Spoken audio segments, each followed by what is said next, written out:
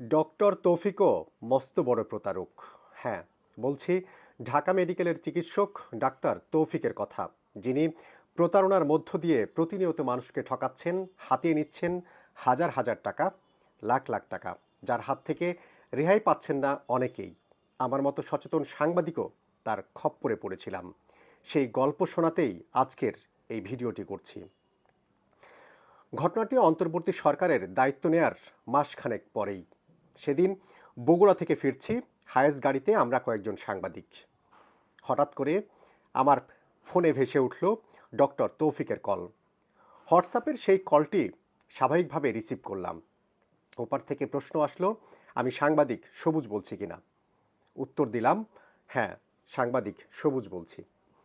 তিনি জানতে চাইলেন, আপনি তো কোভিড টিকা নেয়ার জন্য চতুর্থ ডোজ নেয়ার জন্য রেজিস্ট্রেশন করেছিলেন, কিন্তু শেষ পর্যন্ত টিকাটা নেওয়া হয়নি। আমি জানালাম, আসলে টিকাটা তখন অ্যাভেলেবল ছিল না বলে টিকাটা নেওয়া সম্ভব হয়নি। তিনি জানালেন, এখন টিকাটি অ্যাভেলেবল হয়েছে, কিন্তু ততদিনে আসলে মানুষের মন থেকে করোনার ভীতি দূর হয়ে গেছে। তাই আমি স্বাভাবিকভাবে জানালাম, এই টিকা নেয়ার আর প্রয়োজন নেই, আমি আর টিকাটি নিতে চাই না।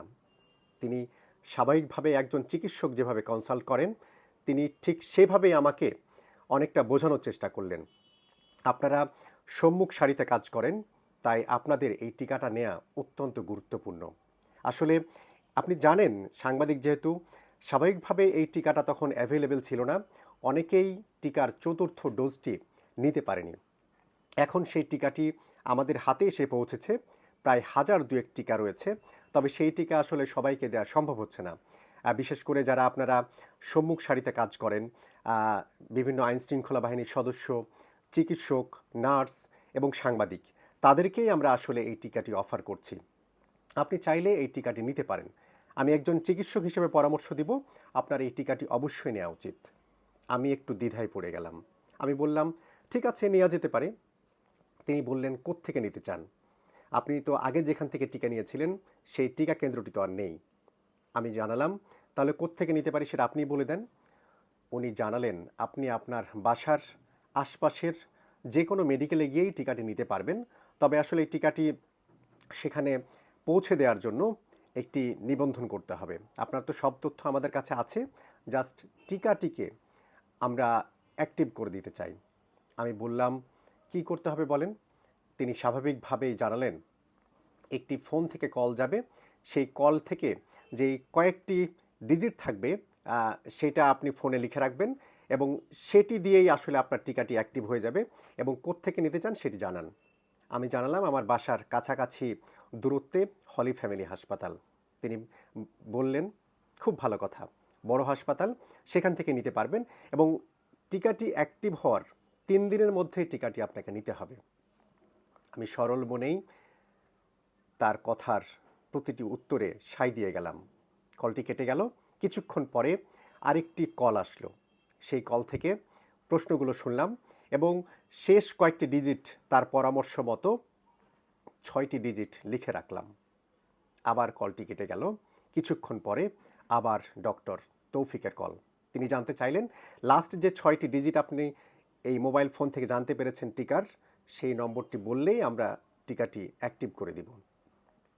গাড়ি দ্রুত গতিতে চলছে, সেই 80 কিলোমিটার বেগে ছুটে চলা সেই গাড়িতে বসেই আমি 6টি ডিজিট অকপটে বলে দিলাম ডক্টর তৌফিককে। তখনও আসলে বুঝতে পারিনি আমি আসলে কতটা প্রতারণার খপ্পরে পড়েছি।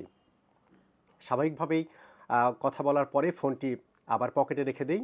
কিন্তু এখনকার ডিজিটাল যুগ বলে কথা, আমরা হয়তো কয়েক মিনিট পর পরই ফোন দেখি। আমি হয়তো মিনিট 3-4 পরেই ফোনটি বের করে হোয়াটসঅ্যাপে ঢুকলাম। আমি দেখছি হোয়াটসঅ্যাপ আমার নিয়ন্ত্রণে নেই, অর্থাৎ হোয়াটসঅ্যাপ অ্যাকাউন্টটি হ্যাক হয়ে গেছে।